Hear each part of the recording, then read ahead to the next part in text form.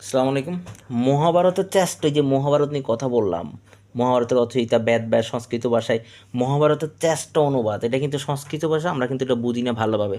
তো এটা চেষ্ট অনুবাদ করেছেন কে? কাশিরাম দাস। মহাভারতের চেষ্ট অনুবাদক হচ্ছে কাশিরাম দাস। ওকে, তিনি একটা বিখ্যাত উক্তি, তিনি এই সময় একটা বিখ্যাত উক্তি বলেছেন, সেটা হচ্ছে মহাভারতের কথা অমৃত সমান, কাশিরাম দাস বনে শোনো পুণ্যবান। ওকে, এটা অনেক চাকরি পরীক্ষা আসে। ছুটিখানি মহাভারত কে রচনা করেন? ছুটিখানি মহাভারত কে রচনা? শ্রীকর নন্দী। ছুটিখানি মহাভারত কে? শ্রীকর নন্দী তা রচনা করেন। শ্রীকর নন্দী তিনি তা রচনা করেছেন ছুটিখানির নির্দেশে। এই যে ছুটিখানি মহাভারত রচনা করে শ্রীকর নন্দী, এই যে শ্রীকর নন্দী তিনি রচনা করেছেন কার নির্দেশে?